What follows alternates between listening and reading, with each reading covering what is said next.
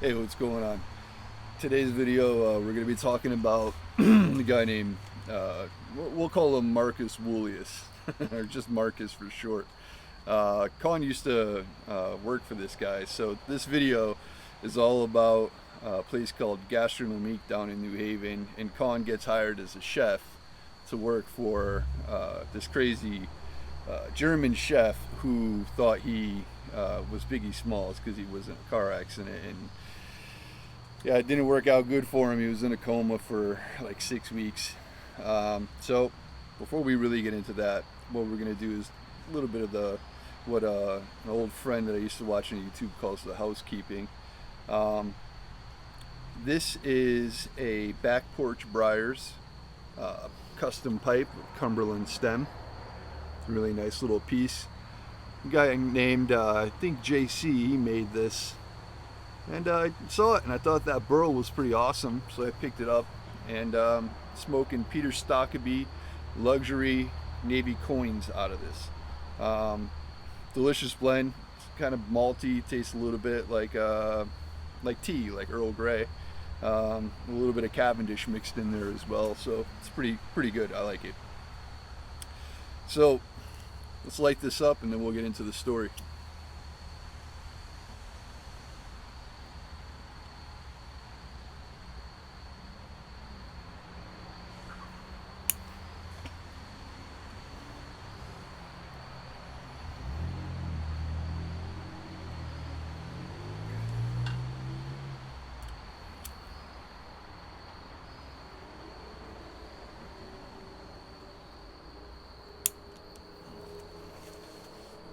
So, we're looking like it's about 2003, and Colin had just moved back from Massachusetts, spent some time up in central Connecticut, and decided to move down to New Haven. Had old friends, some people he wanted to catch up with, and it was a perfect place to do it, you know? So, Colin moves down to New Haven, and he's looking for work as a cook. And he's got short order experience. He's not a private chef by any means at this point, or even a really very well trained chef. So he hears through the grapevine in town that this guy named Marcus Wooleus is hiring, and the restaurant's called Gastronomique. So he heads down. This girl introduced him, the counter girl introduced him to Mark, and Mark says, yeah, why don't you come back the next day at 3 o'clock and we'll do a job interview. So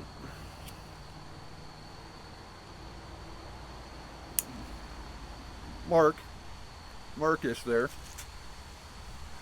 calls Colin up on his cell phone the next day, little old flip phone from the early 2000s, says, hey, why don't you come in around 2? I got some questions for you, and I'd be interested to see how you answer them. So Colin says, all right, yeah, I'll come down, I'll check it out. And hangs up the phone, heads downtown New Haven, gets down there, finds the restaurant, set back on High Street.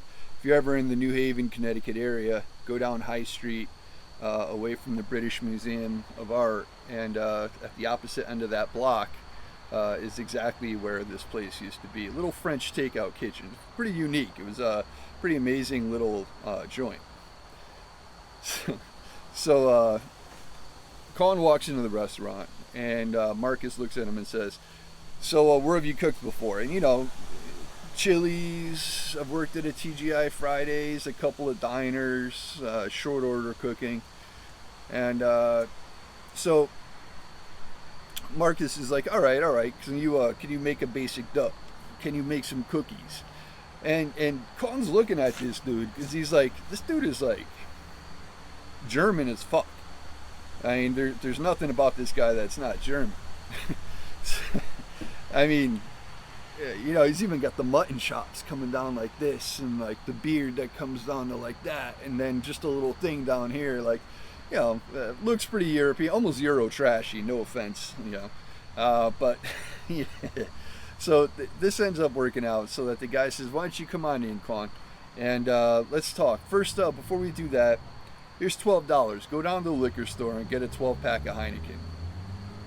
All right, Kaun's always down to have a couple of Heinekens, but he's not sure. This could be actually for the kitchen. So he says, all right, let's do that. Heads down to the local liquor store, and he picks up a 12-pack of Heineken, and he heads back, right? And in that meantime, Marcus had rolled up a couple of blunts.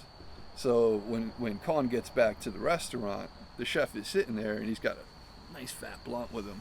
And he looks at Kaun, and he's like, come on, let's go out in the courtyard out back. Because right behind this little takeout kitchen was a courtyard, like an old school, almost like something you would see in like an Italian painting, brick patio, vined up walls, lattice everywhere. It's a beautiful little spot, nice benches. And so Kaun heads out back with him, and they sit down and they start cracking beers and just talking about cooking and kitchen stuff. And man, they get lit. These two get lit up. Let me relight here.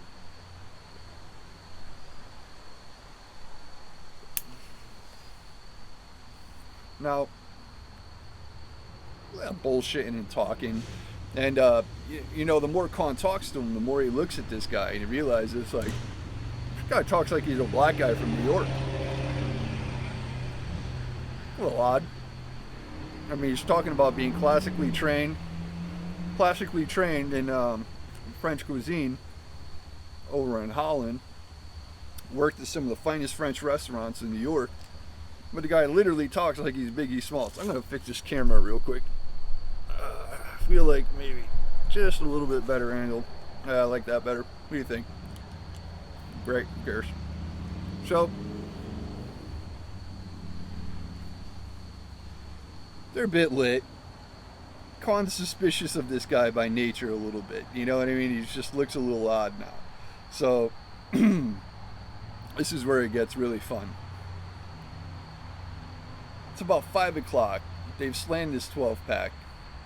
And Marcus looks at Kaun and says, why don't you get up and head into the kitchen and start prepping for dinner? Now, this was a job interview. He's not too sure what he means by prep for dinner, right? But he's like, all right, what do you need prepped? Onions cut, you know how to prep for a dinner service, right, motherfucker? Well, Kaun's like, wait, the fuck kind of job interview is this if this dude is calling me motherfucker right off the bat? And then the dude's like, yeah, you know what I'm saying? Get your ass in there, chop up some onions, get the garlic ready, I need this pureed, that pureed, I need this cut up, I need celery, your mise en place has to be put in place. These, okay, yeah, I get it. This is going to be a trial by fire interview. Cool, I'm down with that. Even if I fail, I tried. That's what Kaun's thinking. So he heads in there, and what this guy didn't tell him was that for a little ass joint on the side of the road, it is high volume. I mean, for real high volume. So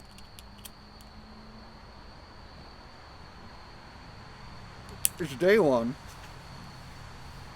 Kaun doesn't know where specific pots and pans are even located yet. Hell, the knives are all in different locations. There's knives over here, there's knives over there. Everything has to be cooked kosher because it's New Haven, large Jewish population. And even though we're cooking French. So,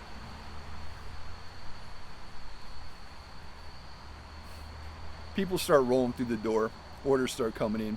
And Mark's like, all right, motherfucker. Literally just like this. All right, motherfucker. Here's your tickets. Don't go in the fucking weeds on me, knuckle. Kaun stops. Looks at him. Like, did you just call me knuckle? Like, what does it even mean, dude? You know what it means, knuckle. Kaun's like, all right, this dude's a whack job. I might actually be out of here tonight, dude. But he needed that money. So, and being broke, usually around that time meant being hungry. So having a restaurant job was actually going to work in his favor to just kind of shut up, suck it up, get some food, and maybe get paid. So he starts working for Marcus. Makes it through that night. Marcus, berates him a little bit afterwards. Hey, man, I thought you said you could cook. The usual, high-end French chef bullshit. You just kind of chewed him out. And but he said, come back tomorrow, and we'll see if we could get you trained up, right? Good deal, man. That's nice. So Kaun appreciated that. He appreciated the opportunity, and so he comes back the next day. Again, 2:30. Comes in early. Now he knows he's got to learn the place. He's got to learn where all this is kept, where all that's kept. Where the food stores are kept down in the basement, which, by the way, was a trap door right in front of a 3-bay sink. So the trap door led down into the basement where all the dry storage was and the coffin freezers, and a secret bedroom with its own shower and toilet, but the shower came down on the toilet. So now things are a little odd, right? So he's like, dude, why do you have like a secret porn video basement without a camera and a fucking toilet with a shower on it? And he's like, yo, sometimes I get out of work, and I just want to get cleaned up, you know what I'm saying? Before I go home, see my woman, you know? So Kaun looks at me and goes, bro, I gotta ask you straight up, dude. You're like the whitest dude I've ever met. Why do you talk like that? And he's like, I'm telling you, man, I was in a motorcycle accident up on Route 63 and shit, and car pulled out in front of me, and I hit a chain link fence at 65 miles per hour, perforated my lungs and shit, son. And Kaun's like, okay, but why do you talk like a black guy from New York? Like, what's the deal? He goes, dude, I was in a coma, man. I was in a coma. 6 weeks. And the whole time I was in the coma, I was kicking it with Lil' Kim and Biggie Smalls and P. Diddy, and you know what I mean? And then, like, when I woke up, like, I was seeing through the eyes of Biggie Smalls. And he's like, Kaun's like, dude, are you on fucking crack, bro? Dude, like, what are you talking about? He's like, so you're saying you went into a coma, and when you came out of the coma, you thought you were Biggie Smalls, and your wife was Lil' Kim. He's like, yeah, and like the whole time I was in the coma, I was chilling with Biggie and Lil' Kim. It's like, it's weird that I thought I was Biggie when I came out because I was chilling with Biggie, but you know. Were you Biggie Smalls before this accident? He's like, nah, man, nah, like, I like him. I love hip hop, bro. Beastie Boys, all that shit. I like classic rock, all that. But I definitely wasn't Biggie before I went into the accident. So Kaun's a little freaked out, dude. Like, all right, I'm gonna be working for a fucking mental case, dude. A guy who's completely off his gourd. But dude, does this look interesting or what? So Kaun takes the job working for Mark Wolius.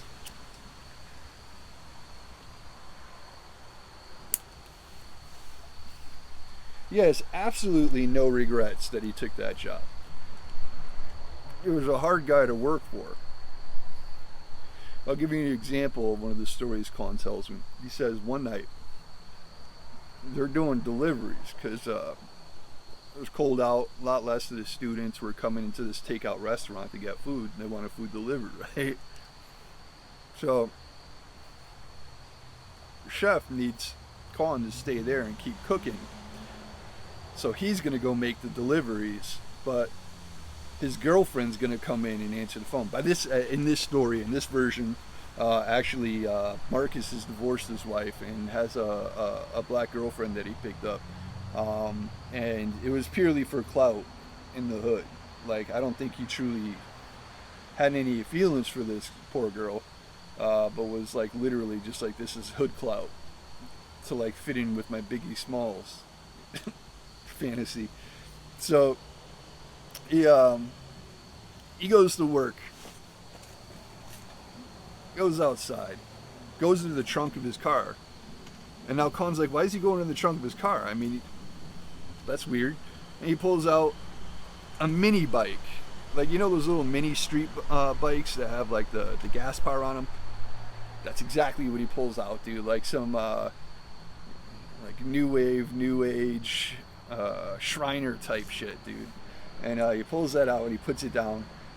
He starts it up, looks right at Kaun, looks him right in the eye, lights a blunt, and he's got that bag of food right between his legs on this little mini bike. Looks at him and says, "Honk honk, nigga." He rolls off. It rolls off into the distance, dude. So Kaun's dying laughing, but the orders keep coming in, and orders are piling up. So he gets in there, he keeps cooking. The chef comes back. There's people who actually do still come in because there's residences on that street. So there's people waiting outside. But just because Marcus sees there's people waiting outside, he thinks everything's backed up. Nothing's backed up. Kaun's got this. He's actually doing well. This is a few years after he starts. And so he comes rolling in on his little mini bike. He comes rolling up, slinging that thing over his shoulder, comes through the front door, and he says, "Don't worry, Daddy's here. Don't worry, Daddy's here." And again, Kaun just starts dying because the absurdity of this 6'2", 6'1" German guy with mutton chops, fat as fuck, riding around on a mini bike, slinging the mini bike over his shoulder, walking through the door, saying, "Don't worry, Daddy's here," in front of all these people. It just completely cracked him up. See if I can give you another good example Kaun gave me of Mark Wohl. All right, so yeah, one of the stories he told me is about a dude named Boo. And Boo is this local dude that came into work, and he started out as a dishwasher, but he wanted to learn how to cook. So Marcus was like, "Yeah, I'll teach you how to cook too."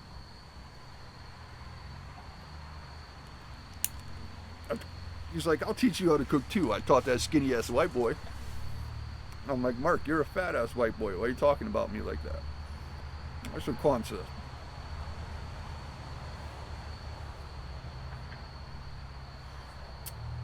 Boo, one night, standing in front of the 3-bay sink, doing some dishes. Kaun gets told that he's got to go make a delivery order. So Kaun heads out, starts on the delivery order. When he comes back, Boo's cooking. That was a general flip-flop. Whoever's on dishes, if somebody ends up doing a delivery, then the guy on dishes comes up and cooks for a little bit, and then vice versa. So Boo's cooking when Kaun comes back from the delivery, and Mark had gone down into the basement, which was a trap door in front of the 3-bay sink. So Mark comes up from the basement, phone rings, Mark runs up to the front of the restaurant to take the order real quick, send it back to Kaun, who's now back. Boo is stepping away from the stove to go back to the 3-bay when Mark turns around and says, "Boo, no!" because the trap door is open while he's stepping backwards. Boo falls straight through the floor of the restaurant, down into the basement. To his luck, there were takeout containers right at the bottom, those clamshell styrofoam containers. So Boo lands right on top of the box of containers. And at this point, Kaun's like, "Yo, are you alright, dude? Are you fucked or are you good?" And he's like, "I think I'm good, man." Mark comes over, looks Boo right in the eye, takes a thing of hand sanitizer, drops it down the door, and says, "Put the fucking lotion in the basket," and slams the trap door. Slams the trap door right down on top of him. It was probably one of the most ridiculous things Kaun has ever seen. Slams the trap door and tells him to think about not looking where he's stepping for a bit.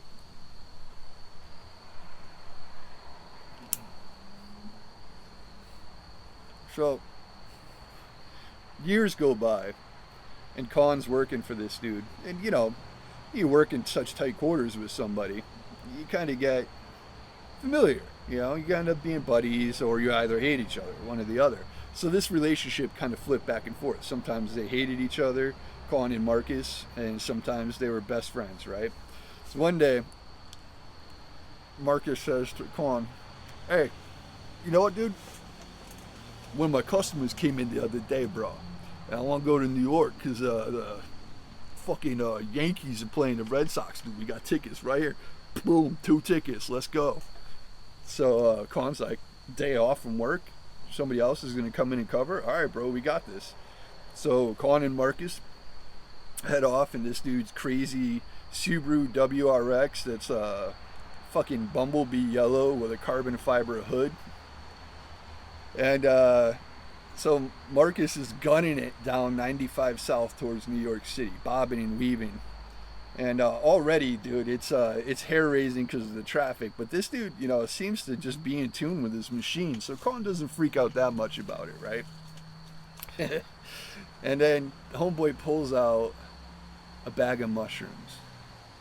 And he looks at Kaun and he says, "Do you want to do this straight head? Or do you really want to watch this game? You want to get the full experience at Yankee Stadium, knucker?" And Kaun says, "All right, bro." Like, he tolerates the Biggie Smalls thing because it's a job and the guy's funny as fuck. So he says, "All right, I'm game if you are." So the two start munching mushrooms. Just each, I think, is 2 so they probably ate mostly an eighth each. Saves some for the later. And so just as they're getting to Yankee Stadium, it starts hitting them, and they're fucking parking in the Yankee Stadium parking lot. And the pigeons on the ground are just fascinating. I mean, they can't stop staring at the pigeons.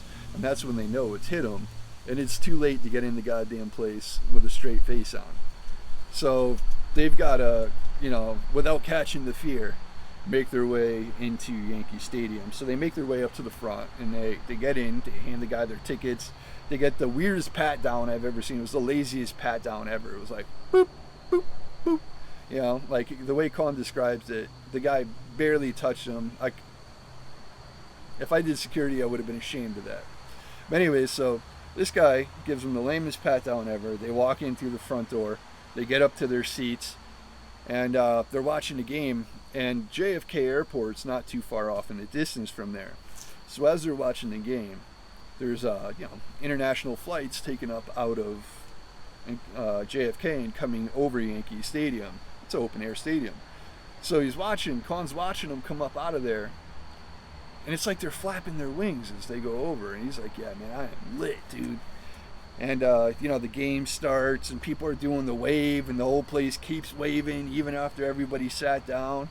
And Mark decides at some point, "I'm hungry.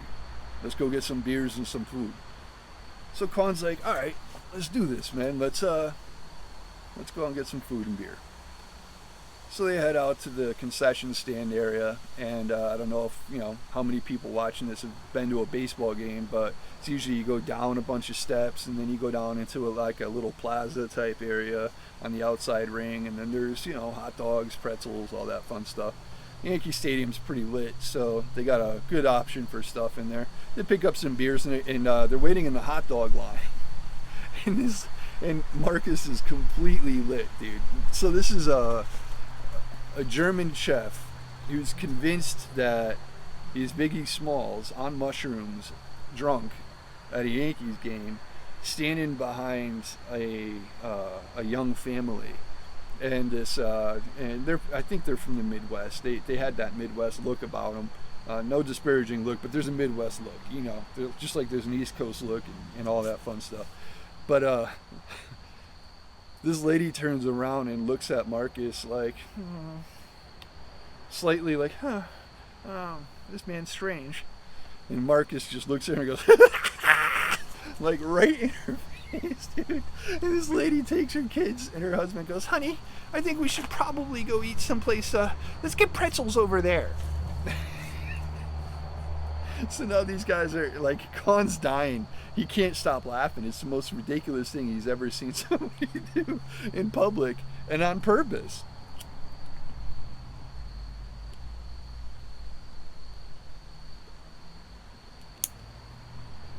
Marcus Willis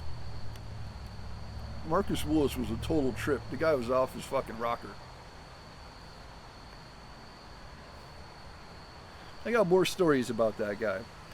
As time goes on, I'm going to tell stories about Kaun working with him a bit more, some of the misadventures outside of it, and how that guy just disappeared, man. Like, fell off the face of the earth, disappeared. Nobody could find him.